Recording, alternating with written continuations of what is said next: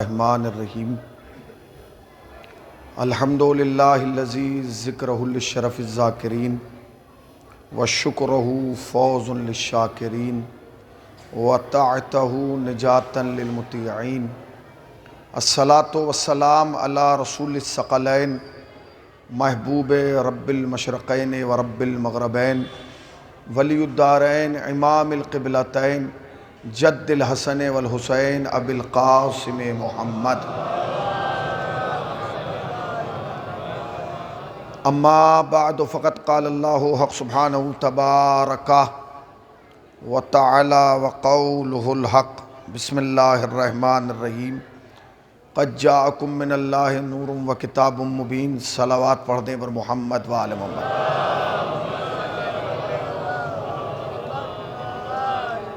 انتہائی واجب الاحترام عزاداران سید الشہداء اور ماتمداران مظلوم کربلا، یہ اس مرکزی اشرع مجالس کی تیسری مجلس ہے جو آپ حضرات سماعت فرمانے جا رہے ہیں۔ 2 دن کی گزارشات یقیناً آپ کے حافظوں میں محفوظ ہوگی۔ میں نے ایک طالب علم کی حیثیت سے کچھ گزارشات اور معروضات آپ کی خدمت عالیہ میں عرض کی، وہ یقیناً آپ کے ذہنوں میں کہیں نہ کہیں محفوظ ہوگی۔ کل کی پوری مجلس کا ماحصل نتیجہ جز اور خلاصہ یہ تھا کہ اگر انسان حرام کھاتا ہے تو اس کے یہاں معصوم فرماتے ہیں کہ 4 چیزیں پیدا ہوتی ہیں۔ پہلے اس کی دعا قبول نہیں ہوتی، دوسرے وہ لعنت کا مستحق بن جاتا ہے، تیسرے اس کی نسل منقطع ہو جاتی ہے، چوتھے امام فرماتے ہیں کہ جو حرام کھائے وہ ہم میں سے نہیں ہے۔ شیعہ سب کچھ برداشت کر سکتا ہے مگر یہ برداشت نہیں کر سکتا کہ مولا کہہ دے کہ یہ ہم میں سے نہیں ہے۔ ہم تو پوری زندگی عمل خیر کرتے ہی اس لیے ہیں کہ ایک بار مولا کہہ دے کہ یہ میرا ہے۔ ہم زندگی بھر کہتے ہیں کہ ہم مولا کے ہیں، مگر وہ دن کتنا افضل ہوگا جب مولا کہیں گے کہ یہ میرا ہے۔ فضیل سے روایت ہے، فضیل ایک صحابی ہے چھٹے امام کا۔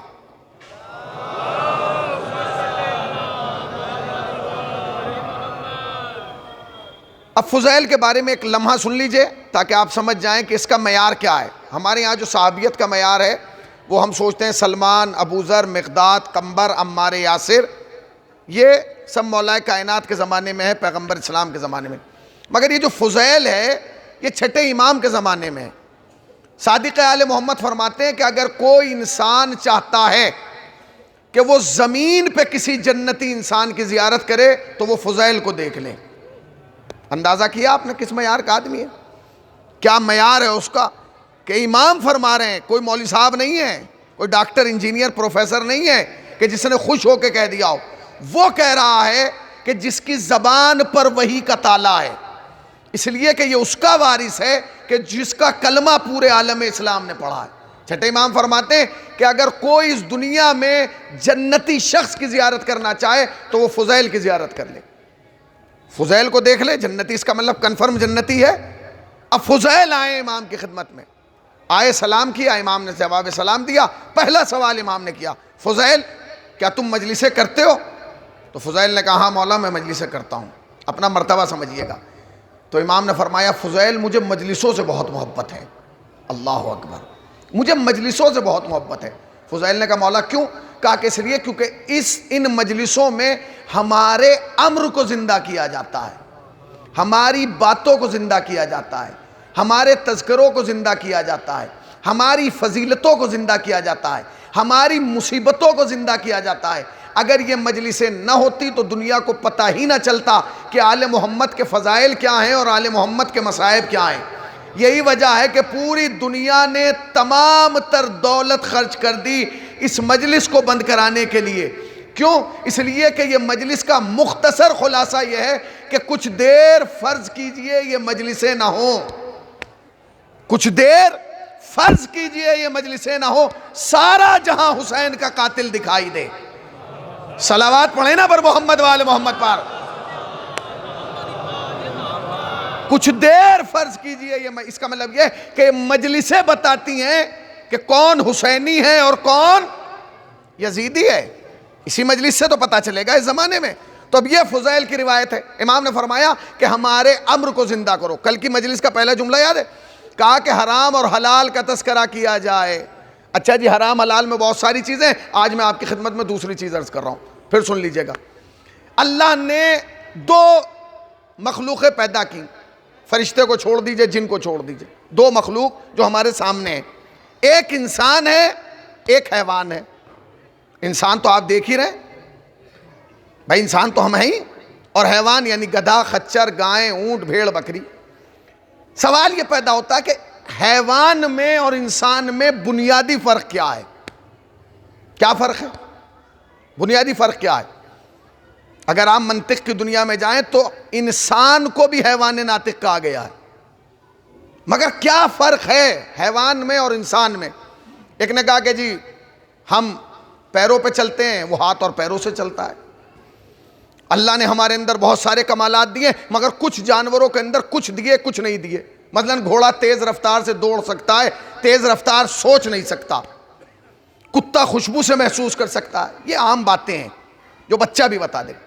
انسان میں اور حیوان میں جو بنیادی فرق رکھا گیا ہے وہ عقل کا رکھا گیا ہے۔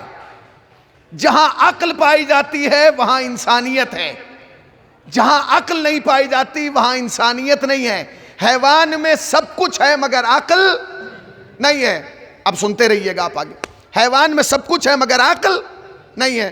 اللہ نے اسے عقل کی دولت سے نہیں نوازا، انسان کو عقل دے دی۔ یہی وجہ ہے کہ انسان اس عقل کی وجہ سے اس درندے پہ قابو پا لیتا ہے، ورنہ ہاتھی کی طاقت اور انسان کی طاقت کا کوئی مقابلہ کر سکتا ہے؟ ہاتھی کتنا طاقتور ہے اور انسان کی حیثیت کیا ہے؟ مگر انسان اس عقل کا استعمال کر کے اس طاقتور ہاتھی کو اگر چاہے تو اسٹول پہ بٹھا سکتا ہے، جیسا کہ آپ نے دیکھا ہے۔ صلوات پڑھیں پر محمد وال محمد پر۔ جیسا کہ آپ نے ملاحظہ کیا ہے۔ ایک قدم اور آگے بڑھیں، اگر انسان چاہے تو انسان سے زیادہ وحشی اور خطرناک شیر ہے، مگر انسان اپنی عقل کا استعمال کر کے اس شیر کو جب چاہے کبھی آگ کے دائرے سے ادھر بھیجتا ہے، کبھی آگ کے دائرے سے۔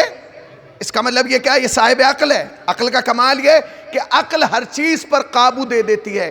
آج جو انسان ہوا و فضاؤں تک پہنچ گیا ہے، خلاؤں تک پہنچ گیا ہے، اس نے چاند پہ اپنا نقش قدم چھوڑ دیا ہے، اس کی واحد بنیاد ہے عقل۔ عقل کے علاوہ کوئی اور جوہر ہے ہی نہیں جس پہ انسان ناز کر سکے۔ اچھا جی، اس عقل نے ہمارے اندر سب سے پہلا جوہر کون سا پیدا کیا؟ جب انسان کے اندر عقل آئی تو اس کے اندر جو دو چیزیں پیدا ہوئیں، ایک حیا اور ایک بے حیائی۔ ایک حیا ہے اور ایک بے حیائی ہے۔ انسان حیا کو بھی سمجھتا ہے اور بے حیائی کو بھی سمجھتا ہے۔ حیوان میں یہ کافیت نہیں ہے۔ حیوان کے یہاں اندر حیا اور بے حیائی کا مسئلہ نہیں ہے، اسے جو کرنا ہے وہ کرنا ہے۔ انسان میں اور حیوان میں جو سب سے بڑا فرق ہے وہ یہ فرق ہے کہ انسان جب اپنی جن سے مخالف کو دیکھتا ہے تو ایک دم اسے حاصل نہیں کرنا چاہتا، بلکہ پہلے سوچتا ہے، مگر جب حیوان اپنی جن سے مخالف کو دیکھتا ہے تو وہ اس سے اپنی جسمانی خواہشات پوری کرنا چاہتا ہے، مگر انسان کے لیے ایسا نہیں ہے۔ انسان جب کسی عورت کو دیکھتا ہے، اگر اسے وہ پسند بھی ہے تو پہلے وہ یہ دیکھتا ہے کہ رشتے میں کس کی کیا لگتی ہے۔ یہ حیوان کے یہاں نہیں ہے، یہ انسان کے یہاں ہے کہ جب انسان عورت کو دیکھتا ہے تو پہلی نگاہ میں کہتا ہے نہیں یہ فلاں کی ماں ہے، فلاں کی بہن ہے، فلاں کی خالہ ہے، فلاں کی پھوپھی ہے، فلاں کی بھانجی ہے، فلاں کی بھتیجی ہے، فلاں کی دائی ہے۔ یہ حیوان کے اندر نہیں ہے۔ حیوان کے اندر یہ حصہ ہی نہیں، اس کے لیے صرف وہ ایک جن سے مخالف ہے۔ اچھا، یہ جو میں یہاں تک تمہید باندھ کے لایا وہ کس لیے لایا؟ یہ مہم ہے۔ مہم اس لیے ہے کیونکہ اللہ نے انسان کے پاؤں میں حیا کی بیڑی ڈال دی اور اس سے کہا دیکھ اگر تیرے گھر میں 5 عورتیں رہ رہی ہیں نا تو پانچوں ایک جیسی نہیں ہیں، خبردار تیری بیوی اور ہے، ماں اور ہے، بیوی اور ہے، بہن اور ہے، بیوی اور ہے، خالہ اور ہے، بیوی اور ہے، بھانجی اور ہے، بیوی اور ہے، بھتیجی اور ہے۔ اچھا جی، اس کی دلیل کیا ہے؟ یہ دلیل اسلام نے جو دی ہے وہ قرآن کے ذریعے دی ہے۔ قرآن نے اعلان کیا وَحُرِّمَتْ عَلَيْكُمْ أُمَّهَاتُكُمْ وَإِخْوَاتُكُمْ وَخَالَاتُكُمْ وَبَنَاتُكُمْ، ہم نے تمہاری مائیں، تمہاری بہنیں، تمہاری پھپھییں، تمہاری خالائیں، تمہاری بھانجیاں، تمہاری بھتیجیاں، تمہاری دودھ پلانے والی دائیاں تم پر حرام قرار دی ہے۔ یہ کس کا اعلان ہے؟ قرآن کا اعلان ہے۔ پھر سن لیجئے، ہم نے تمہاری مائیں، بہنیں، پھپھییں، خالائیں، بھانجیاں، بھتیجیاں تمہارے لیے حرام قرار دی ہے۔ مطلب کیا؟ انسان اپنی ماں سے شادی نہیں کر سکتا، انسان اپنی بہن سے شادی نہیں کر سکتا، انسان اپنی پھوپھی سے شادی نہیں کر سکتا، انسان اپنی خالہ سے شادی نہیں کر سکتا، انسان اپنی بھانجی سے شادی نہیں کر سکتا، انسان اپنی بھتیجی سے شادی نہیں کر سکتا، حد ہے انسان اپنی دودھ پلانے والی دائی سے بھی شادی۔ یہ اعلان قرآن کا ہے۔ اچھا، یہی پیغام رسول اللہ دے کے گئے کہ خبردار ماں سے شادی نہ کرنا، بہن سے شادی نہ کرنا، پھوپھی سے شادی نہ کرنا، خالہ سے شادی نہ کرنا، بھانجی سے شادی نہ کرنا، بھتیجی سے شادی نہ کرنا۔ حد ہو گئی، کسی شادی شدہ سے بھی شادی نہ کرنا، وہ چاہے رشتے میں کچھ نہ لگتی ہو مگر وہ دوسرے کے رشتے میں، لہٰذا تم اس سے رشتہ نہیں جوڑ سکتے۔ یہ پیغام رسول کا تھا اور یہی پیغام قرآن کا تھا۔ بس مجلس شروع ہو گئی۔ پیغمبر اسلام کے جانے کے 50 سال کے بعد یزید جیسا فاسق و فاجر شخص منبر پر آیا، اور اس نے آنے کے بعد چند آوازیں بلند کی۔ اس نے کہا کوئی قرآن نہیں آیا، کوئی وحی نہیں آئی، کوئی رسول نہیں آیا، کوئی جبرائیل نہیں آیا، یہ بنی ہاشم کا ایک ڈھونگ تھا جو انہوں نے حکومت حاصل کرنے کے لیے رچا تھا۔ وہ یہی نہیں رکا، ایک قدم اور آگے بڑھا اور اس نے کہا سنو، کوئی ماں نہیں ہے، عورت ہے، بہن نہیں ہے، عورت ہے، پھوپھی نہیں ہے، عورت ہے، خالہ نہیں ہے، ایک عورت ہے۔ اس کا مطلب یہ ہے کہ یزید وہ درندگی پھیلانا چاہتا تھا، اسلام نے جس کی مخالفت کی تھی۔ اچھا، یزید میں اتنی جرأت کہاں سے پیدا ہو گئی؟ کیونکہ یزید کے اندر جرأت اس لیے پیدا ہوئی کیونکہ یزید یہ سوچ رہا تھا کہ خالی محمد قرآن چھوڑ کے گئے ہیں۔ اچھا، قرآن ہے صامت، قرآن نہ روکے گا، قرآن نہ ٹوکے گا، مگر یہ بے وقوف یہ نہیں جانتا تھا کہ محمد دو چیزیں چھوڑ کے گئے ہیں، ایک کتاب، دوسرے وارث کتاب۔ صلوات پڑھیں نا پر محمد والے محمد پر۔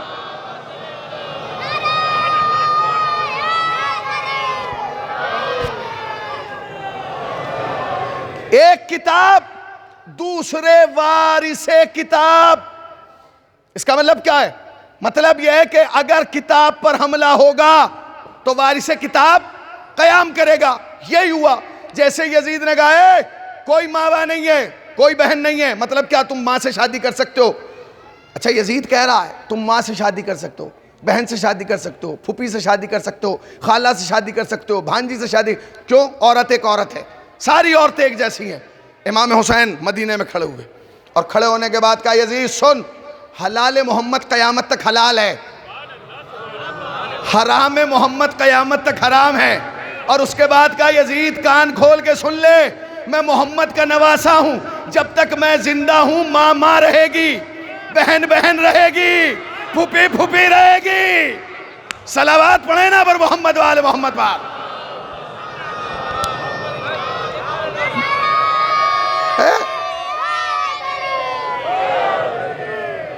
ماں رہے گی، بہن رہے گی، پھوپھی رہے گی، خالہ رہے گی۔ حسین نے اعلان کر دیا۔ اب حسین کے اعلان کرنے کے بعد کسی ماں نے وہ بیٹا پیدا کیا ہے جو حسین کی مخالفت کرے؟ حسین نے کہا جب تک ہم ہیں ماں ہے، بہن ہے، پھوپھی ہے، خالہ ہے۔ یزید کی سوچ سمجھ گئے آپ؟ بھئی یزید کی سوچ سمجھ گئے اور حسین کی بھی سوچ سمجھ گئے۔ یزید نے کہا تھا کوئی ماں نہیں، کوئی بہن نہیں، کوئی پھوپھی نہیں، عورت ایک عورت ہے۔ حسین نے کہا سن، قیامت تک ماں ہے، بہن ہے، پھوپھی ہے، خالہ ہے۔ آخری آدمی تک توجہ کہہ کے پہلا جملہ آپ کی خدمت میں صرف کر رہا ہوں۔ اب زور مت دیجئے کہ فلاں کربلا کو کیوں نہیں مانتا، فلاں کربلا کو کیوں نہیں مانتا، فلاں عباس کے علم کے نیچے کیوں نہیں آتا، فلاں حسینی کیوں نہیں کہلاتا۔ بھیا ہمارا جھگڑا یہ نہیں ہے کہ حسین کو کون نہیں مانتا، یاد رکھو جو ماں کو ماں مانتا ہے وہ حسین کو مانتا ہے.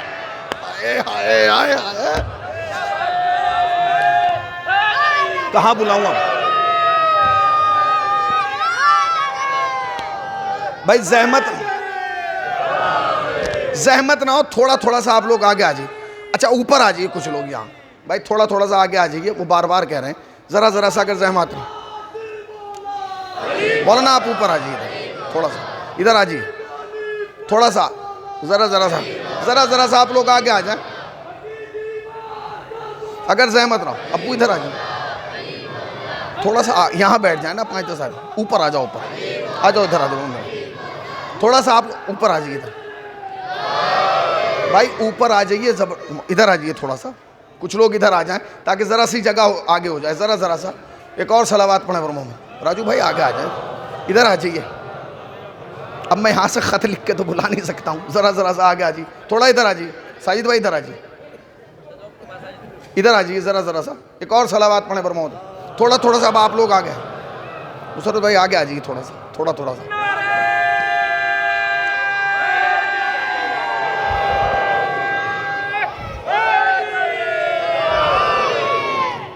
سن لیجئے اس کا مطلب کیا ہے بیٹا؟ ادھر ہو جاؤ، تھوڑا سا ساجد بھائی اوپر آ جائیے. ذرا سا ایک اور صلوات پڑھیں پر محمد والے محمد.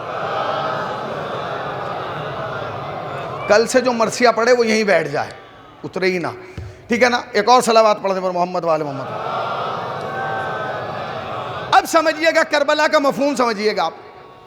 اب ہم کہتے ہیں جی فلاں حسین کو زبردستی کیوں کر رہے ہو؟ حسین کو مانتا ہے مانے، نہ مانتا ہے نہ مانے، ہم پہ کیا فرق پڑ رہا ہے؟ ہمیں اس کی قبر میں تھوڑی سونا ہے. جو مانتا ہے اسے پتہ چل جائے گا کہ مان کے کیا کیا، اور جو نہیں مانتا اسے بھی قبر میں جا کے پتہ چل جائے گا کہ حسین کو چھوڑ کے کیا ملا. مگر یہ طے ہے کہ حسین کو جو مانے گا وہ وہی مانے گا جو ماں کو ماں مانتا ہو، جو بہن کو بہن مانتا ہو، جو پھوپھی کو پھوپھی مانتا ہو، جو خالہ کو. اب دو سوچ ہیں، ایک حسین کی، ایک یزید کی. یزید کی سوچ یہ ہے کہ ساری عورتیں ایک جیسی، اور حسین کی سوچ کیا ہے؟ ماں ماں ہے، بہن بہن ہے، پھوپھی پھوپھی ہے، خالہ خالہ ہے. اس مجمع سے بڑا نتیجہ دے رہا ہوں. پوری مجلس تھی مگر سمیٹ کے، چونکہ کل تھوڑا لمبا ہو گیا تھا، کم کر کے بہت جلدی سے نتیجہ دے رہا ہوں. اب یہ وقت نہیں تھا نتیجے کا، مگر مجھے احساس نہ ہو کہ میں نے غلط وقت نتیجہ دے دیا. آج بعض مسلمانوں کے چھوٹے چھوٹے مفتی، اب تو چھوٹے چھوٹے بھی آ گئے نا، چھوٹے چھوٹے مفتی جب محرم کا چاند نمودار ہوتا ہے تو ٹی وی پہ آ جاتے ہیں، کہتے جی دیکھیے امام حسین کو کیا ضرورت تھی، امام تو امام تھے، جانتے تھے کہ کربلا جائیں گے تو قتل ہونا پڑے گا، شہید ہونا پڑے گا، قربانی دینا پڑے گی، تو اکیلے آتے شہید ہو جاتے. زینب کو کیوں لائے؟ ام کلثوم کو کیوں لائے؟ ام فروا کو کیوں لائے؟ لیلا کو کیوں لائے؟ رقیہ کو کیوں لائے؟ سکینہ کو کیوں لائے؟ فضہ کو کیوں لائے؟ نہ یہ کربلا آتی، نہ ان کی چادر چھنتی، نہ ان کی بے حرمتی ہوتی. مجمع سے بڑا جملہ کہہ رہا ہوں، مجھے احساس ہونا چاہیے کہ ہر حسینی تک حسینی کی بات پہنچ گئی. کیا کہا؟ حسین نہ لاتے نہ یہ کام ہوتا. اب حسین لے آئے، اب تم کیوں رو رہے ہو؟ لائے تو حسین ہے. اللہ اکبر. تو سمجھا نہیں حسین ہے کون؟ حسین اس کا نواسا ہے جو بغیر وحی کے بولتا بھی نہیں ہے. تم نے غور ہی نہیں کیا. آیت دوبارہ سنو تاکہ نتیجہ پہنچ جائے. قرآن نے کیا کہا تھا؟ سنیے آخری آدمی تک. قرآن نے کہا تھا وَحُرِّمَتْ عَلَيْكُمْ أُمَّهَاتِكُمْ وَإِخْوَاتِكُمْ وَخَالَاتِكُمْ وَبَنَاتِكُمْ. ہم نے تمہاری مائیں، تمہاری بہنیں، تمہاری پھپھیاں، تمہاری خالائیں، تمہاری بھانجی، تمہاری بھتیجی، تمہاری دائیاں تم پر حرام قرار دی ہیں. خبردار ان سے شادیاں نہ کرنا. اب لوگ کہتے ہیں حسین کربلا میں خواتین کو لائے کیوں؟ سنو، حسین کسی خاتون کو کربلا میں نہیں لائے. جتنے رشتے قرآن کی آیت نے پاک بتائے تھے، ارے ذرا جاگیے، صلوات پڑھیں پر محمد والے محمد پر.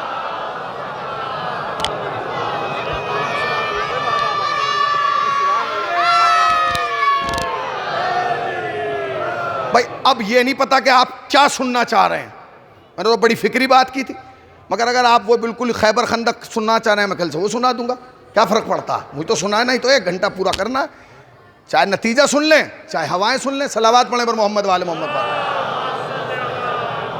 پھر سنیے بھائی قرآن کیا کہ حسین کیوں لائے کربلا میں؟ سنو، جتنے رشتے قرآن نے پاک بتائے حسین سب کربلا میں لائے۔ قرآن نے کہا ماں پاک، حسین نے کہا علی اکبر کی ماں چلو۔ قرآن نے کہا بہن پاک، حسین نے کہا زینب تم چلو۔ قرآن نے کہا پھوپھی پاک، حسین نے کہا زینب تمہیں چلو۔ قرآن نے کہا بھانجی پاک، حسین نے کہا چلو۔ قرآن نے کہا بیٹیاں پاک، سکینہ چلو۔ قرآن نے کہا بھتیجیاں پاک، قرآن نے کہا بھتیجیاں پاک، حسین نے کہا فاطمہ بنت حسن چلو۔ اس کا مطلب یہ ہے کہ کربلا میں فاطمہ کے گھر کی عورتیں رشتہ دار بن کے نہیں آئی تھی، اسلام کی ذمہ دار بن کے آئی تھی،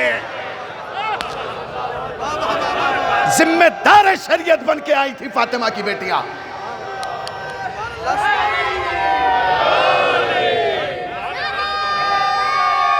بکھر کے نہیں مل کے۔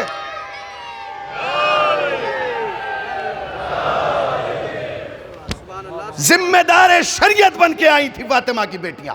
اگر قرآن ماں کا مطالبہ نہ کرتا تو حسین علی اکبر کی ماں کو کبھی کربلا میں نہ لاتے۔ جتنی قرآن نے کہا دائی، حسین نے کہا اماں فضہ چلو۔ اب ایک جملہ کہوں، وہ اور ہیں جو بے وجہ میدان میں آ جاتی ہیں، یہ فاطمہ کے گھر کی عورتیں ہیں، یہ جائیں گی تو آیت کے حصار میں جائیں گی، قرآن بلاتا رہا۔ اب جملے کہوں، جن جن کو قرآن نے پکارا تھا حسین چن چن کے انہیں کربلا میں لایا تھا، لے آئے حسین کربلا میں۔ اس کا مطلب یہ ہے کہ جتنی خواتین عصمت و طہارت آئی تھی سب آیت کے حصار میں آئی تھی۔ زینب چلو تمہیں بلایا گیا ہے، لیلا چلو تمہیں بلایا گیا ہے، ام فروہ چلو تمہیں بلایا گیا ہے۔ اب حسین آ گئے تو کس کس سے شادی نہیں ہونا؟ کن کن سے شادیاں کرنا حرام ہے؟ ماں، بہن، پھوپھی، خالہ، بھانجی، بھتیجی، دائی۔ اچھا ایک عورت ہے ہماری کچھ لگتی نہیں ہے، ہمیں پسند آ گئی، ہمیں کرنا ہے شادی، ہو جائے گی شادی؟ اسلام نے کہا یہ دیکھ کہیں کسی دوسرے کے تو رشتہ ازدواج میں نہیں ہے، اور اگر ہے تو خبردار اب اس سے شادی نہیں ہو سکتی۔ اب دو صورتیں، یا یہ طلاق لے عدت پوری کرے تب تو اس سے شادی ہوگی، یا یہ بیوہ ہو تب اس سے شادی ہوگی۔ لیجئے سرکار، اب یزید کو تو آپ سمجھ گئے کس مزاج کا تھا۔ یزید بیٹھا تھا اپنی ٹیم کے ساتھ، اپنی پارٹی کے ساتھ، اپنے مزاج کے لوگوں کے ساتھ بیٹھا تھا، باتیں ہونے لگی تو کسی نے کہا کہ یزید اگر تجھ میں کچھ دم وم ہے تو مدینے میں خاتون ہے، اس سے زیادہ خوبصورت خاتون ہے ہی نہیں دنیا عرب میں۔ کون ہے؟ کہنے لگے اورینب ہے، اگر تیرے اندر دم ہے تو اس سے شادی کر، اتنی خوبصورت کوئی ہے ہی نہیں۔ اچھا اورینب سے شادی کرنا؟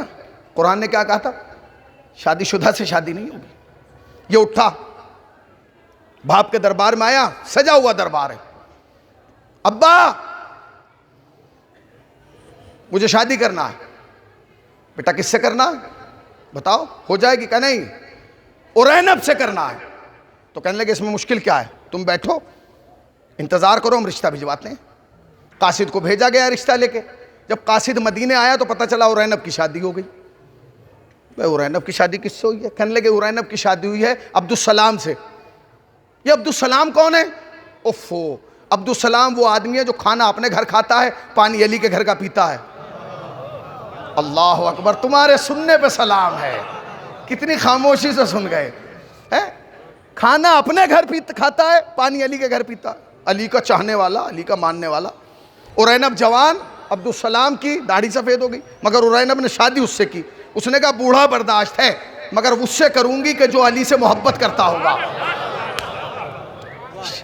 رشتے کے لیے آئے مدینے میں، انہوں نے کہا جی اورینب کون ہے؟ کہا اسحاق کی بیٹی ہے، اورینب بنت اسحاق ہے، اسے شادی۔ اس نے کہا شادی کے لیے؟ کہا میں یزید کا رشتہ لایا ہوں۔ اس نے کہا بکواس مت کر، اس کی تو پہلے شادی ہو چکی ہے، اب کیا کرے گا؟ شادی شدہ کا رشتہ تھوڑی جاتا ہے۔ انہوں نے کہا کہ ٹھیک ہے واپس چلے جاؤ، واپس چلے جاؤ۔ واپس آ گیا، معاویہ انتظار میں بیٹھا۔ کیا ہوا؟ رشتہ لے کے گئے تھے؟ انہوں نے کہا حضور گیا تو تھا مگر کوئی فائدہ نہیں ہوا۔ کیوں؟ اس کی تو شادی ہو گئی۔ شادی ہو گئی، کس سے ہوئی ہے؟ تو اس نے کہا کہ عبدالسلام سے۔ یہ عبدالسلام کون ہے؟ نبی کا صحابی، علی کا صحابی، اس سے شادی ہو گئی۔ تو اس نے کہا کہ ٹھیک ہے۔ یزید پھر آیا، ابا وہ شادی میری ارینب سے. تو کہنے لگے بیٹے کوئی اور نام بتاؤ تاکہ رشتہ بھیج دیں, اس سے نہیں ہوگی. اس نے کہا کیوں نہیں ہوگی؟ کہا کہ اس لیے کہ اس کی تو شادی ہو چکی. کہا ہو چکی ہے نا, عبدالسلام کے ساتھ ہوئی, اب میرے ساتھ ہوگی.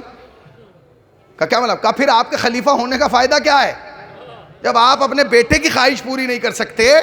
تو اس نے کہا بیٹے اگر کوئی کنواری ہوتی تو شادی کرا دیتا, وہ تو پہلے سے. کہا مجھے نہیں پتا.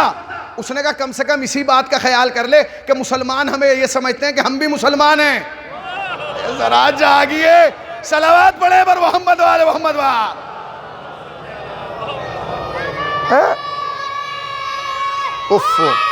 یہ اسی لیے بٹھایا گیا. ارینب اس کی تو شادی ہو گئی. کہا کرنا ہے. کہا نہیں ہو سکتی. کیوں؟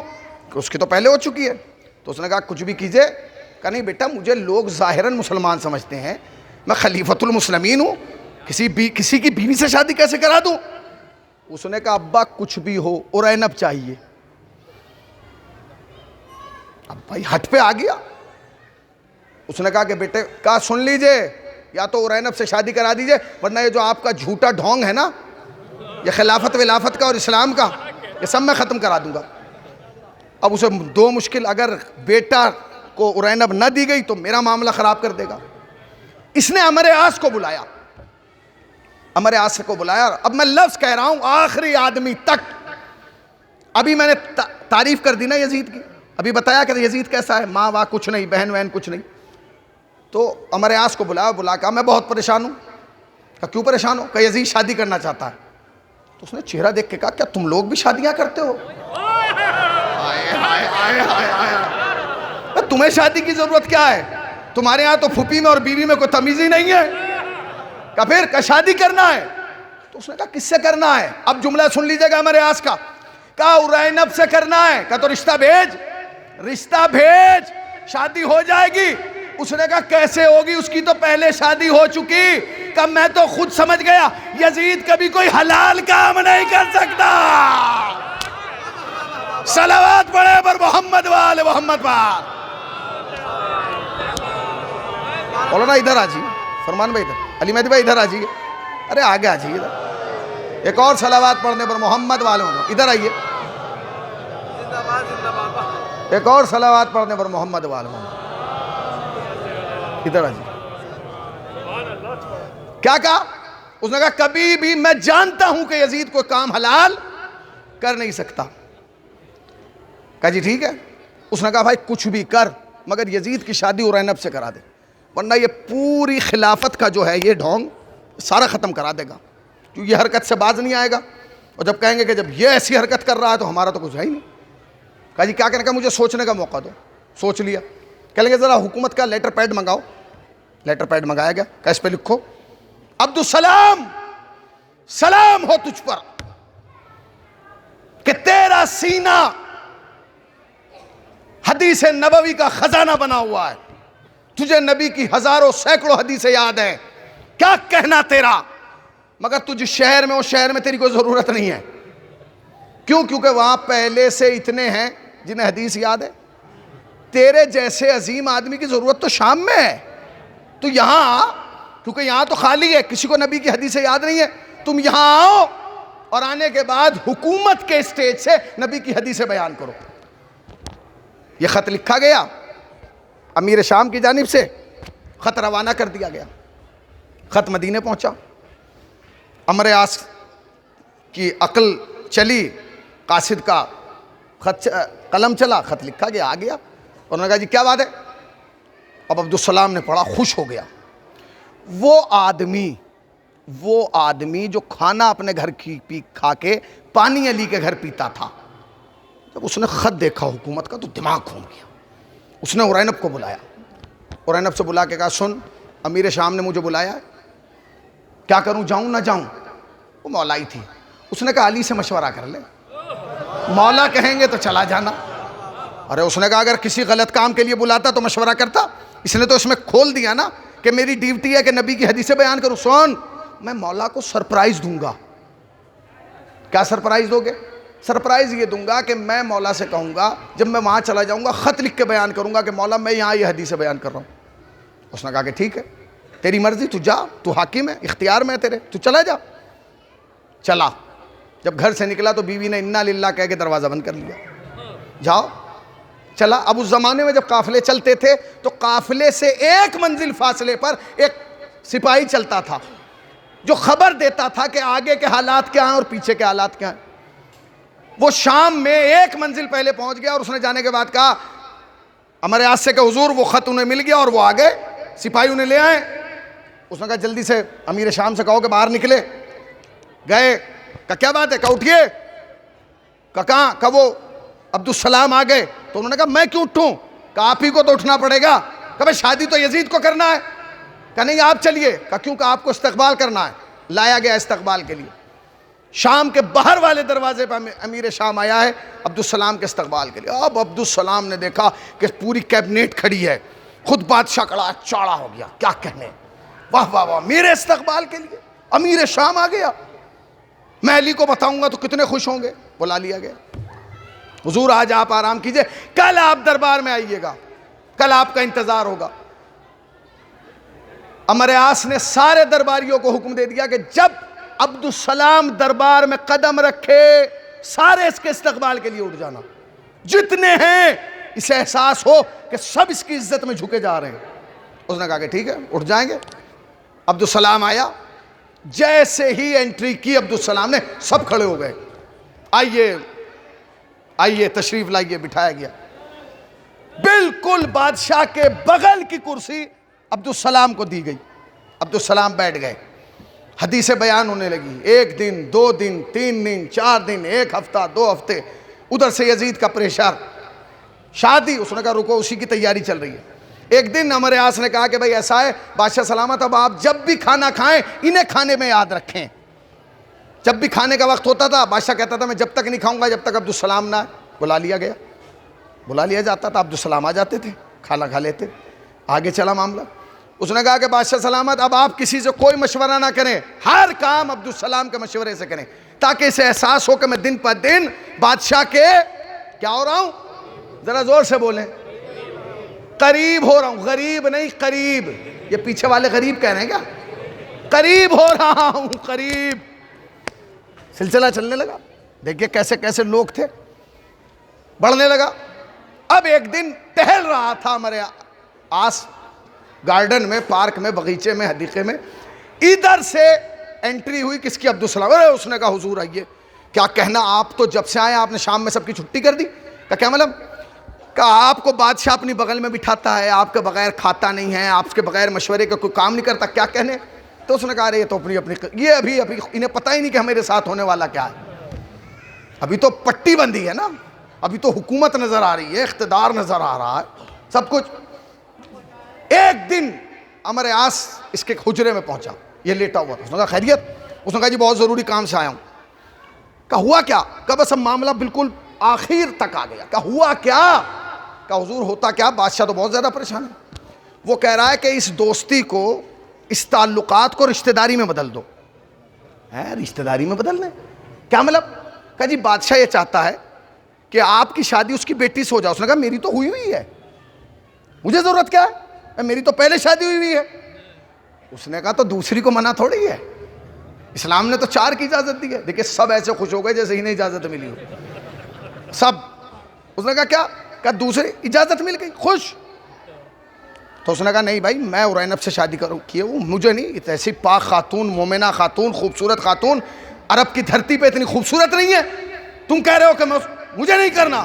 اس نے کہا سوچ لیجئے یہ حسن زیادہ دن باقی نہیں رہتا ہے، ختم ہو جاتا ہے.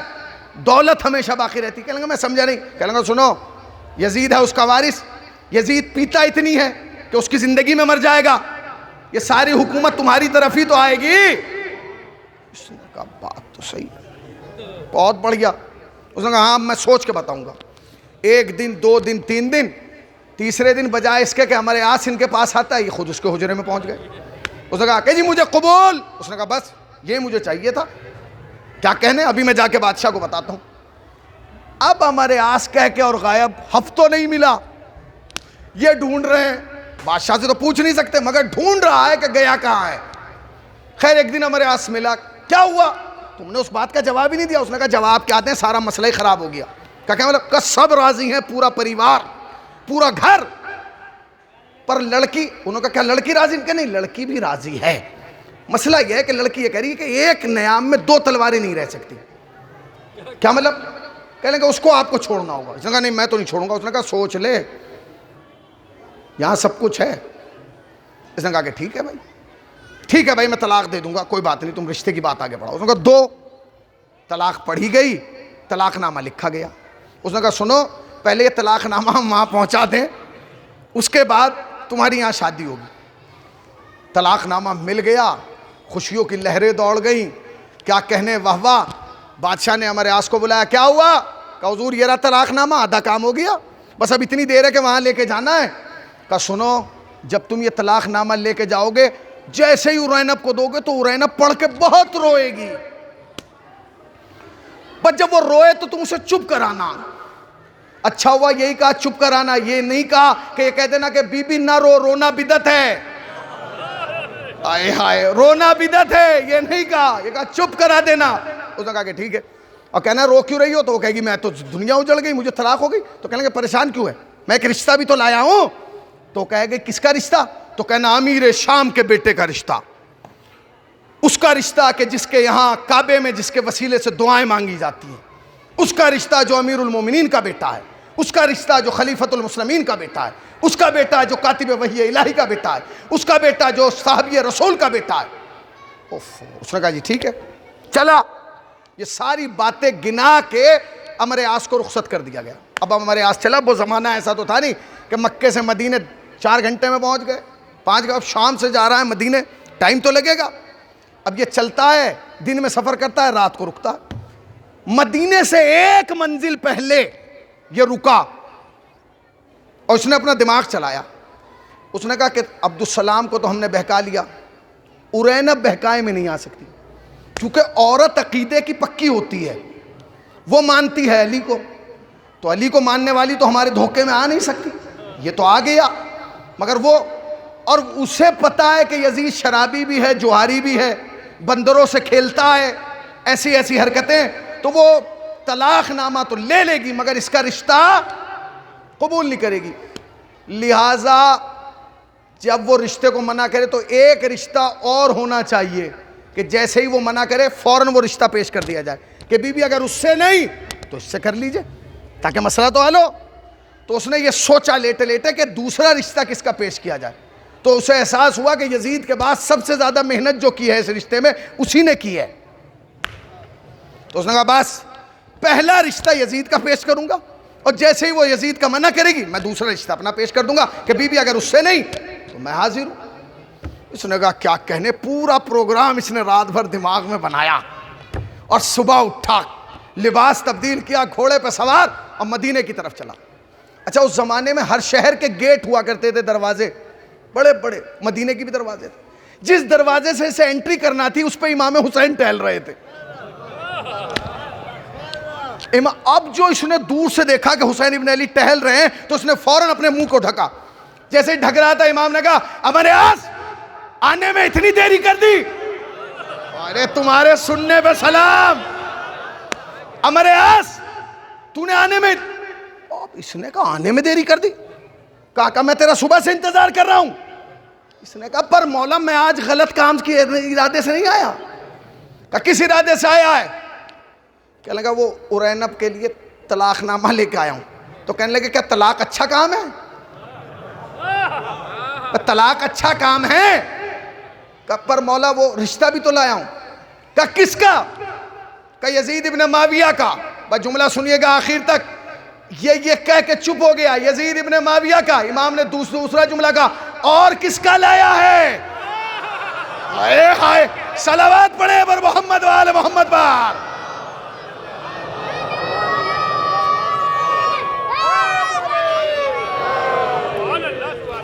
اور کس کا لایا ہے؟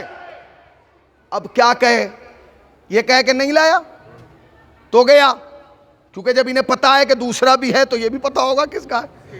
تو سر جھکا کے کہنے لگا مولا ایک رشتہ تو ہے یزید کا اور دوسرا میرا ہے، پہلے میں یزید کا رشتہ دوں گا پھر میں اپنا دے دوں گا۔ تو مولا نے کہا میں یہاں اس لیے آیا ہوں کہ ان رشتوں میں ایک رشتہ اور بڑھا دے۔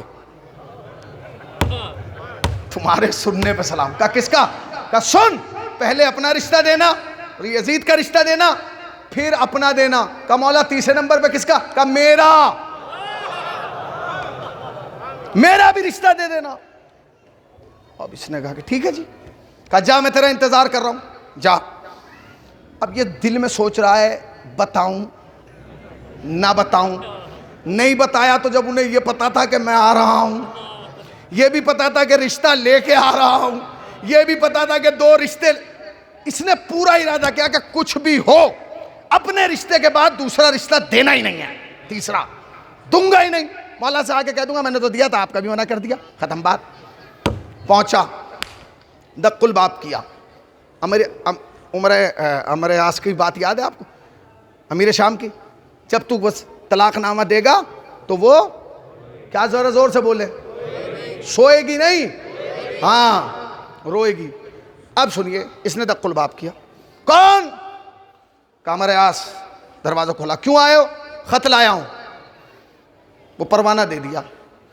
اس نے پڑھا، یہ کان لگا کے سنتا رہا کہ شاید اب روئے، اب روئے، اب روئے، آخری آدمی تک اب روئے، اب روئے، اب روئے. وہ روئی نہیں تو اس نے ادھر سے کہا دروازے کے، بی بی تم روئی نہیں؟ کہا میں کیوں روؤں؟ کہا تمہیں طلاق دی گئی ہے تو تمہیں رونا چاہیے. کہا مجھے تو معلوم تھا کہ نتیجہ یہی نکلے گا. کہا تمہیں کیسے معلوم؟ پروگرام تو ہم نے بنا. کہا میں جانتی تھی کہ جس کام کا مشورہ علی سے نہ ہو اس کا نتیجہ اچھا نہیں نکلتا.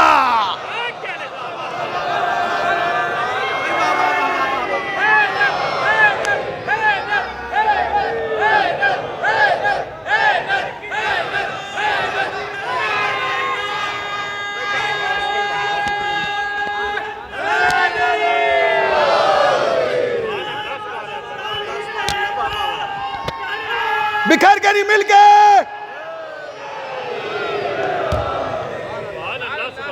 جس کام کا مشورہ علی سے نہ ہو اس کے نتیجے اچھے نہیں نکلتے. تو اس نے کہا بی بی پر آپ پریشان نہ ہوئیے، گھبرائیے نہیں، دل تنگ مت کیجئے، کوئی بات نہیں، طلاق دے دی تو کیا ہوا، یہ تو زندگی میں لگا رہتا. میں رشتہ بھی لایا ہوں. کہا کس کا؟ وہ جو اس کو پڑھایا گیا تھا اس نے وہی سنایا. امیر شام کے بیٹے کا رشتہ لایا ہوں، امیر المومنین کے بیٹے کا رشتہ لایا ہوں، خلیفۃ المسلمین کے بیٹے کا رشتہ لایا ہوں، کاتب وحی الہی کے بیٹے کا رشتہ لایا ہوں، فلاں کا رشتہ لایا ہوں. اور زینب نے کوئی جواب نہیں دیا. یہ سمجھ گیا کہ اسے قبول نہیں ہے. تو اس نے کہا بی بی اگر قبول نہیں ہے تو دوسرا بھی لایا ہوں. کہا کس کا؟ اب دروازے کے ادھر سے آواز نہیں جا رہی ہے. تو سپاہی نے کہا کہ دوسرا ہے اس کا، دوسرا ہے اس کا. یہ اچھا اب چپ ہے. ہائے ہائے، آخری آدمی تک. جب مجھے پڑھنے سے پہلے اتنا مزہ رہا تمہیں سن کے کتنا مزہ آ گیا. یہ تیسرے پہ بولا ہی نہیں. زینب نے ادھر سے کہا تیسرا کس کا لایا ہے؟ تیسرا کس کا لایا ہے؟ اب اس نے جیسے ہی سنا تیسرا، اس نے کہا لو. سپاہیوں نے کہا ہم نے نہیں کہا تھا، بتا دینا، دبا رہا تھا، لے اب بتا. تو اس نے غصے میں کہا تیسرا کس کا ہوتا؟ حسین کا ہے. وہ ادھر سے زینب نے تیور بدل کے کہا شرم نہیں آتی؟ تیرے منہ پہ خاک ہو، تیرے چہرے پہ لعنت ہو. یزید کو تو کہہ رہا ہے کہ امیر شام کا بیٹا، وہی کاتب وحی الہی کا بیٹا، اور یہاں کہہ رہا ہے حسین کا بیٹا. یہ نہیں کہتا فاطمہ کے چاند کا رشتہ لایا ہوں، علی کے لال کا رشتہ لایا ہوں، سلطنت غیرت کے مطلق العنان کے بیٹے کا رشتہ لایا ہوں. جس کے دروازے پر ستارے آتے ہیں اس کا رشتہ لایا ہوں، جس کا باپ ٹھوکر سے مردہ جلاتا ہے اس کا رشتہ لایا ہوں، جس کا باپ انگلی سے سورج پلٹاتا ہے. بکھر کے نہیں، مل کے.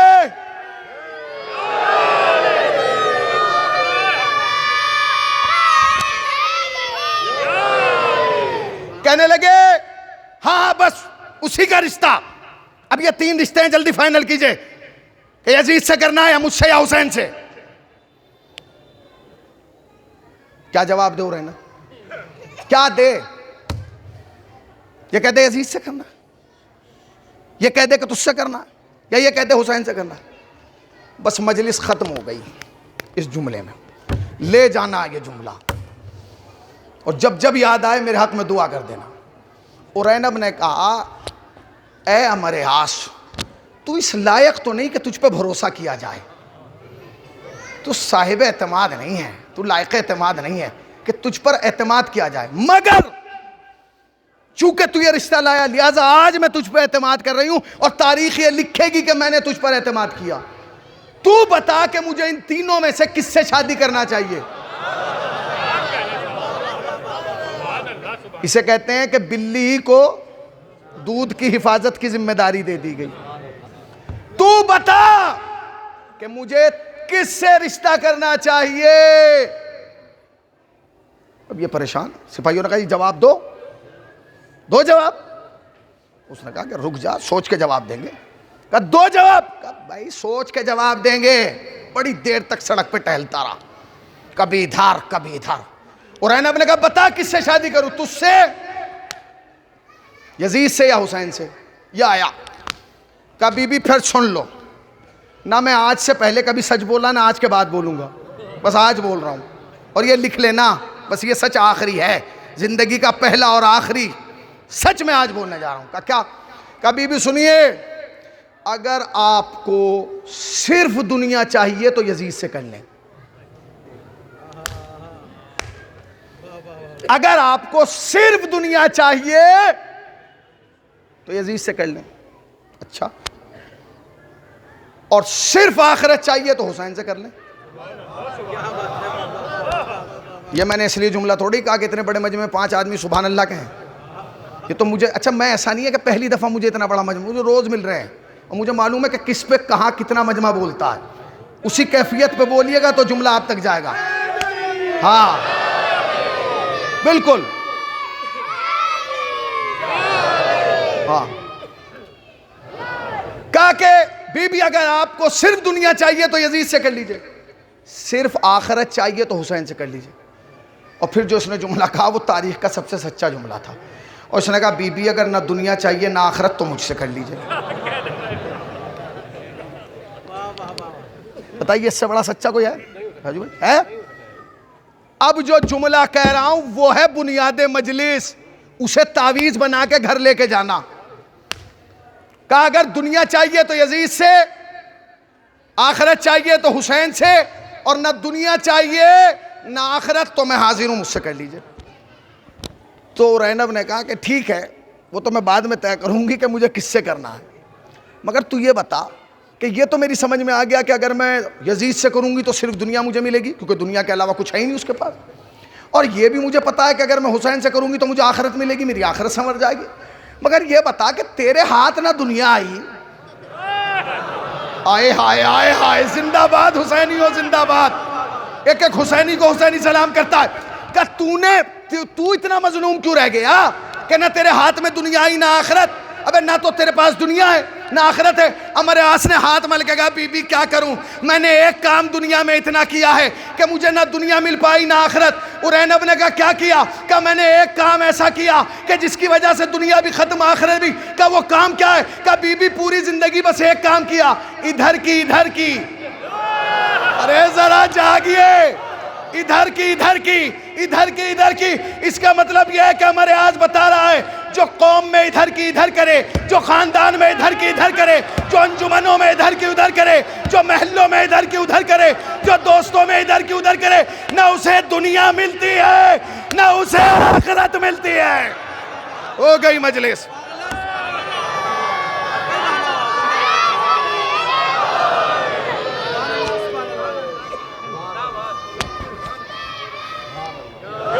اچھا ساری ذمہ داری نابالغ بچوں نے لی ہے نعرے کی؟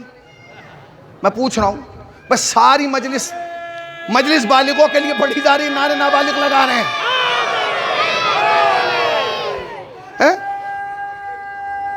شاباش، یہی چراغ جلیں گے تو روشنی ہوگی۔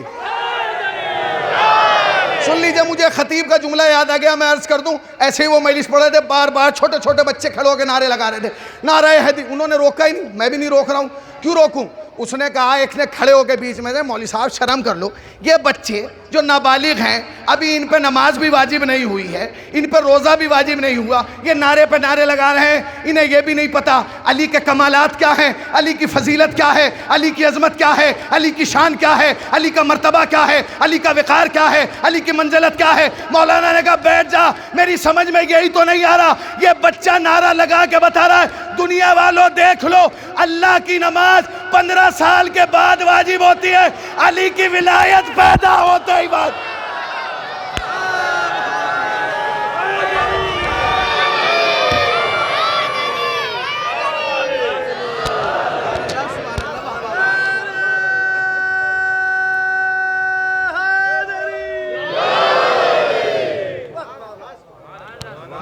اب سمجھے، سن لیا، پہنچ گئی بات، یا اس کا پوسٹ مارٹم کروں، کھول دوں؟ بھیا جو چغلیاں کرتے ہیں ہاتھ جوڑ کے، نہ دنیا ملے گی نہ آخرت۔ اچھا جو ادھر کی ادھر کرے اسے تو مل نہیں رہا، تو جو مجلس کی مخبری کرے، جو جلوس کی مخبری کرے، جو شب داری کی مخبری کرے،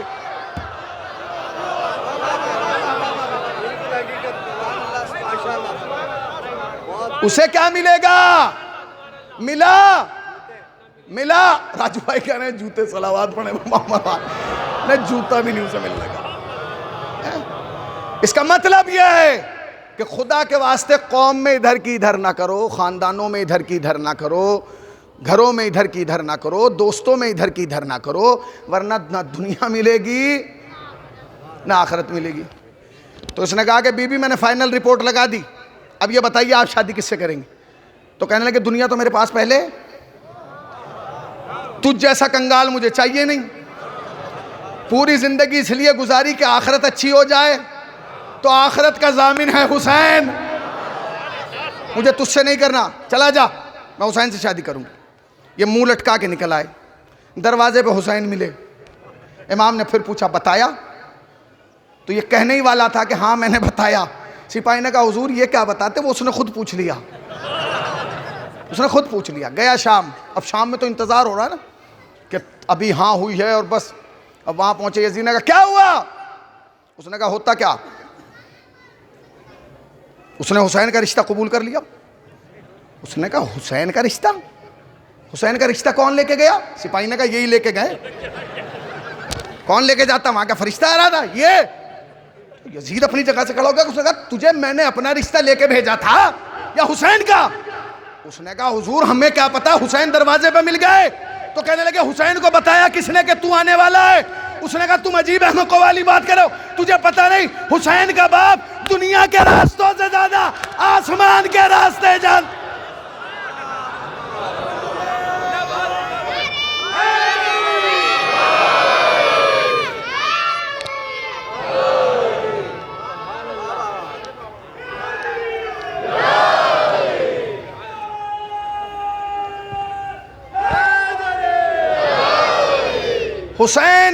حسین کا بابا دنیا کے راستوں سے زیادہ آسمان کے راستے جانتا ہے۔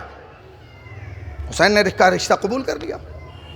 تو اس نے کہا آپ کیا کہہ رہے ہیں؟ آپ کا وہاں کوئی چانس نہیں ہے بھائی۔ اب کہنے لگے تو اب اس کا کیا کہہ رہے ہیں عبدالسلام کا؟ اس نے کہا اس کو رکھو، کچھ بھی کرو۔ اس نے کہا پہلے اس کا سامان اٹھا کے باہر پھینکو، باہر پھینکو۔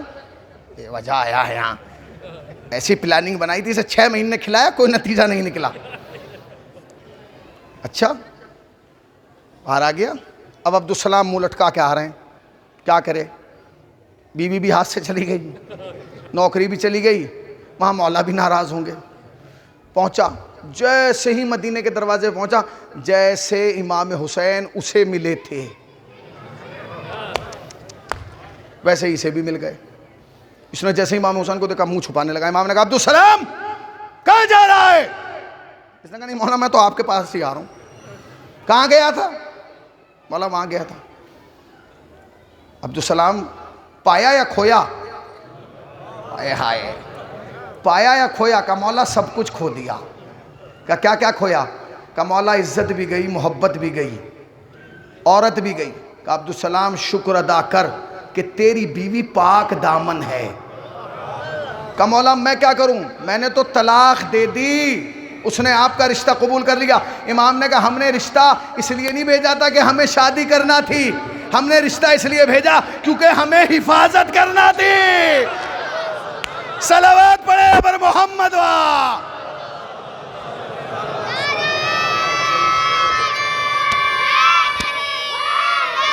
بس ہم نے رشتہ کا ٹائم ہو گیا. بس کل سے انشاءاللہ پوری کوشش کی جائے گی کہ مجلس 30 سے 35 یا 40 منٹ میں ختم ہو جائے. ٹھیک ہے نا. اب میری آپ سے 4-5 گزارشات ہیں, وہ سن لیجئے. پہلی گزارش تو یہ ہے کہ مجلس کے بعد سب اس دروازے سے نکلیں, اسی دروازے سے جائیے گا. دوسری گزارش یہ ہے کہ برائے کرم جو جوان ہیں وہ مجلس کے بعد ادھر نہ جائیں, ادھر آئیں, اس لیے کہ تمہاری ڈیوٹی خالی مجلس سننا نہیں ہے, یہاں 10 دن حسین کی بارگاہ میں سینہ لال کر کے پرسہ پیش کرنا ہے. لہٰذا ماتم کرنا ایک جوان کی شان ہوتی ہے. جیسے سپاہی کے سینے پہ میڈل اچھے لگتے ہیں, ویسے عزادار کے سینے پہ ماتم کا نشان اچھا لگتا ہے. دوسرے جو بچے ویڈیو بناتے ہیں برائے کرم ان سے گزارش ہے, یہ 2 کیمرے لگائے ہوئے ہیں, جس کو چاہیے ان سے لے لیجئے گا, یا کیا نام ہے المہدی والوں سے لے لیجئے گا, یا الاسد والوں سے, مگر آپ اپنے ذاتی کیمرے اور موبائل یوز نہ کریں.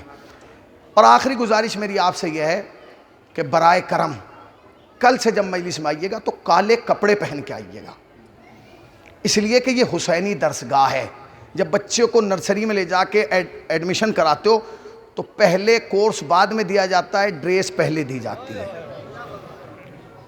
تو اس مجلس کی ڈریس ہے سیاہ لباس, چونکہ جب تم سیاہ لباس پہن کے سڑکوں پہ نکلتے ہو نا, یہ خود ایک احتجاج ہوتا ہے. جب تم کالے کپڑے پہن کے نکلتے ہو تو دنیا پوچھتی ہے کالا کپڑا کیوں پہننا ہے, تو ہم جواب دیتے ہیں اس لیے کیونکہ محرم آ گیا ہے. محرم آ گیا ہے. یہ محرم کیا ہوتا ہے؟ یہ وہ ہے جہاں حسین شہید ہوئے. جزاک اللہ, مولا تمہیں کوئی غم نہ دے سوائے غم سرکار اباب. ایک ایک رات گزرتی جا رہی, ایک ایک رات گزرتی جا رہی. ہاں شب 3 محرم آ گئی ہے, کل 3 محرم کا دن ہوگا نا. تم نے آج پورے دن مجلسیں کی, شاید تھک گئے ہوں گے, ابھی بھی رات میں کئی مجلسیں کرنا ہے, تھک گئے ہو نا. ہاں تھک گئے ہو, مگر یہ سوچ کرو نا کہ پرسہ لینے والی نہیں تھکی, وہ بہت دور سے, وہ بہت دور سے آئی. 2 جملے کہہ دوں, شاید آپ رو لیں اسی جملے پہ, مجھے آگے مصائب پڑھنے کی ضرورت نہ پڑے. 2 محرم ہے, حسین وارد کربلا ہو گئے, حسین وارد کربلا ہو گئے.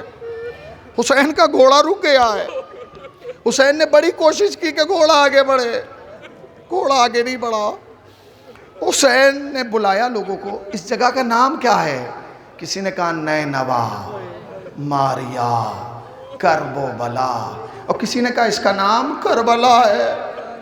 حسین نے کہا عباس ہماری منزل آ گئی, خیمے لگا دو. خیمے لگا دیے گئے. تاریخ کہتی ہے مستورات عصمت و طہارت کو کجاووں سے اتار کر, اماریوں سے اتار کر جیسے ہی حجر خیمے میں بٹھایا, فوراً زینب کی آواز آئی, عباس میرے ماجائے حسین کو بلا. مولا حسین کو بلایا گیا. میری بہن کیوں بلایا؟ کہ بھائی ابھی جو یہاں ہوا چلی نا, جو گرد اڑ کے آئی, میں نے جو اس خاک کو سونگا, اے میرے حسین, اس سے تیرے لہو کی خوشبو آ رہی ہے.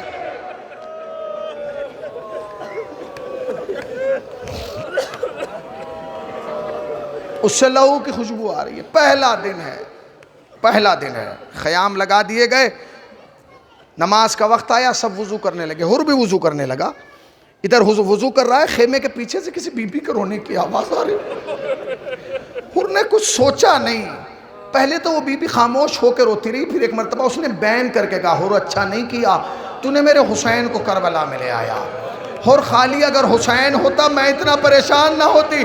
میں کیا کروں حسین کے ساتھ میری پردہ دار بیٹی زینب. جزاک اللہ, مولا تمہیں کوئی غم نہ دے سوائے غم سرکار ابا عبداللہ کے. سنو گے, شب عاشور آ گئی. شب عاشور آئی, حر نے ٹہلنا شروع کیا, ٹہلنا شروع کیا. غلام کو بلا, کہتا مجھے بھوک لگی ہے, دسترخوان لگا. اس نے دسترخوان لگایا. گیا, آئیے مولا و آقا, میں نے دسترخوان لگا دیا. آیا حر, پورے دسترخوان کو یہاں سے وہاں تک دیکھا، دیکھ کر کہتا دسترخوان اٹھا لے، مجھے بھوک نہیں ہے، مجھے بھوک نہیں ہے، اٹھا۔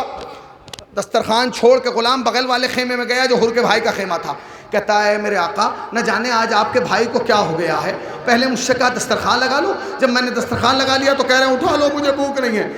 بھائی کو ملنے آیا، کہتا بھائی خیریت تو ہے؟ پہلے آپ نے کہا مجھے بھوک لگی تھی پر اب بھوک نہیں ہے، کہ کیوں؟ کہ جو میں نے سن لیا وہ تو بھی سن لے، شاید تیری بھی بھوک ختم ہو جائے۔ کہ کیا؟ حر نے اپنے بھائی کا ہاتھ پکڑا، ایک بلندی پہ لایا، کہ یہ جو حسین کے خیموں سے آوازیں آ رہی ہیں ذرا کان لگا کے سن۔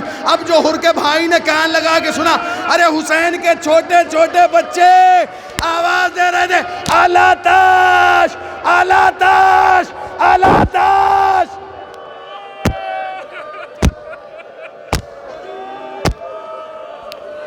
تمہارے ہاتھ نہیں بندھے، اعلیٰ تاش، ہائے پیاس، ہائے پیاس۔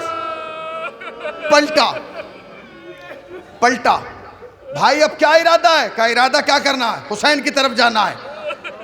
اچھا بھائی سوچ لو، کا سوچنا کیا؟ تجھے یاد ہے حسین نے ہماری میزبانی کیسے کی تھی؟ جب ہم حسین سے ملے تو کیسے ملے؟ کہا بھائی مجھے یاد ہے، پہلے ہمیں پانی پلایا، پھر ہمارے جانوروں کو پانی پلایا، پھر ہماری گرم زراعوں پہ پانی ڈالا، پھر ہمارے گھوڑوں کے سموں پہ پانی ڈالا۔ ارے اگر حسین ہمیں پانی پلا کے رک جاتے تو آج تک پانی ختم نہ ہوتا۔ اچھا بھائی جانا چاہتے ہو؟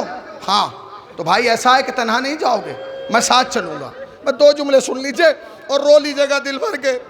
بھائی میں تنہا نہیں جانے دوں گا، میں ساتھ چلوں گا۔ حر کا بھائی چلے، اب جو دیکھا تو سامنے غلام کھڑا تھا۔ مولا کہاں جا رہے ہیں؟ حر نے کہا میں نے تجھے آزاد کر دیا، چاہے یہاں رہے چاہے اپنے وطن چلا جا، تیری مرضی ہے۔ اس نے کہا واہ مولا، جب تک اندھیرے میں رہے مجھے ساتھ رکھا، آج حسین کی طرف جا رہے ہو تو مجھے بھول گئے، مولا میں بھی ساتھ چلوں گا۔ حر کا بھائی، حر کا غلام چلے۔ اب جیسے ہی چلے تو سامنے حر کا جوان بیٹا آ گیا۔ بابا کہاں جا رہے ہیں؟ امو کہاں جا رہے ہیں؟ کہ حسین کی طرف جانا ہوگا۔ بابا میں بھی چلوں گا۔ حر نے ایک جملہ کہا، کہتے میرے لال اگر تو حسین کی طرف گیا نا تو تجھے شہید ہونا پڑے گا، اور اگر تم مر گیا تو تیری ماں کے ارمان ختم ہو جائیں گے۔ کہ بابا کیسا ارمان؟ کہ میرے لال تیری ماں کو تیری شادی کا بڑا ارمان ہے۔ حر کے بیٹے نے سینے پہ ہاتھ مار کے کہا بابا کیا میری ماں کو علی اکبر کی ماں سے زیادہ؟ جزاک اللہ۔ مولا تمہیں کوئی غم نہ دے۔ سینے پہ ہاتھ مار کے، اور جس کی آنکھوں میں آنسو نہ آئے نا وہ کربلا کا رخ کر کے گئے، بی بی فاطمہ ہمارے گناہوں کی معافی۔ جزاک اللہ، جزاک اللہ۔ مولا تمہیں کوئی غم نہ دے سوائے غم سرکار ابا عبداللہ کے۔ 2 جملے، مجلس ختم۔ اب کون کون چلا؟ حر کا بھائی، حر کا بیٹا، حر کا غلام۔ ادھر حسین کرسی سے اٹھے، آواز دی اکبر۔ جی بابا۔ میرے لال دیکھو حر کا بیٹا آ رہا ہے، تم حر کے بیٹے کا استقبال کرو۔ حبیب۔ جی مولا۔ حبیب میرے دوست، میرے بھائی، دیکھو حر کا بھائی آ رہا ہے، تمہیں حر کے بھائی کا استقبال کرنا ہے۔ میں خود بنفس نفیس حر کا استقبال کروں گا۔ میں نے مصائب پڑھ دیا، تم نے سن لیا۔ ادھر سے 4 ہیں، حر کا بھائی، حر کا بیٹا، حر کا غلام۔ ادھر سے 3 بڑھ رہے ہیں، حر کے استقبال کو حسین، حر کے بھائی کے استقبال کو حبیب، حر کے بیٹے کے استقبال کو اکبر۔ تاریخ کہتی ہے حسین چند قدم چلے تھے، پیچھے سے کسی کے قدموں کی آہٹ آئی۔ حسین نے پلٹ کے دیکھا، کیا دیکھا؟ عباس آ رہے ہیں۔ عباس ہم نے تمہیں تو نہیں بلایا۔ مولا کیا کروں؟ حر کے ساتھ حر کا غلام آ رہا ہے۔ اے مولا غلام کا استقبال۔ اے فاطمہ کے لال حسین نے پائے پہلا، آجا۔ ارے ہو جزاک اللہ۔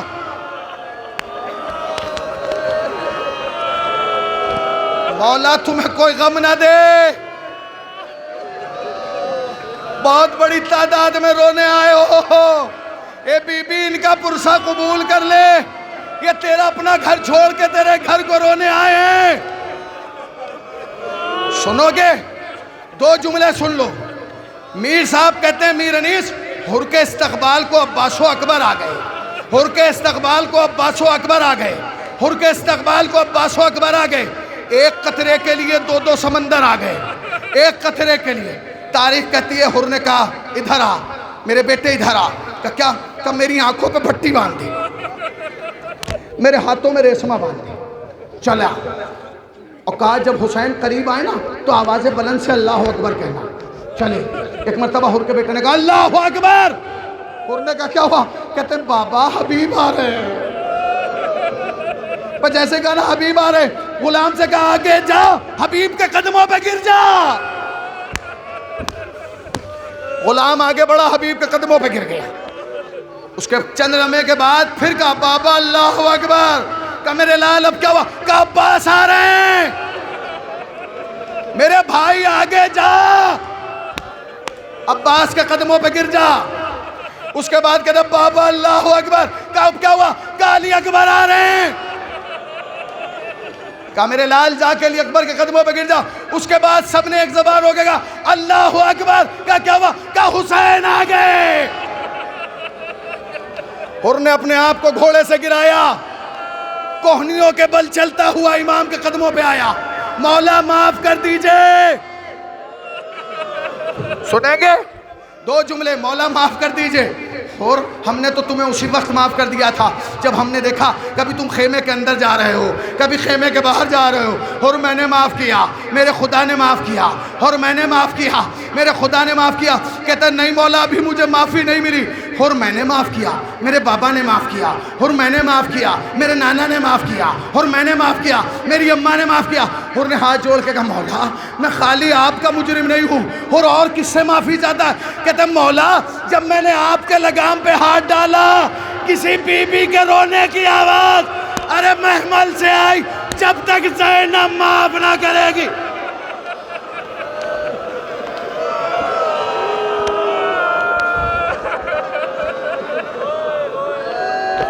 جب تک زینب معاف نہ کرے گی.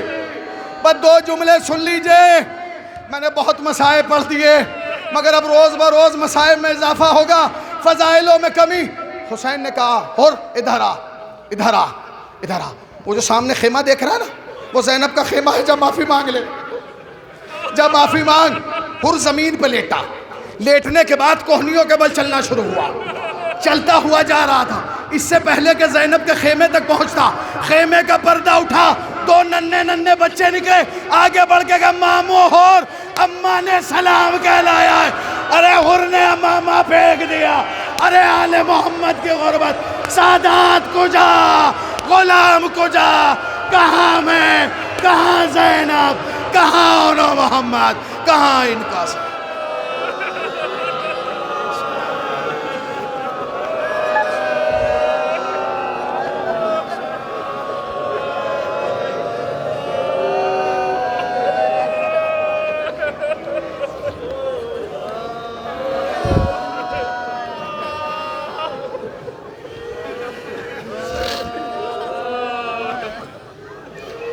سَيَعْلَمُ الَّذِينَ ظَلَمُوا یا منقلب. خدایا خدایا خدایا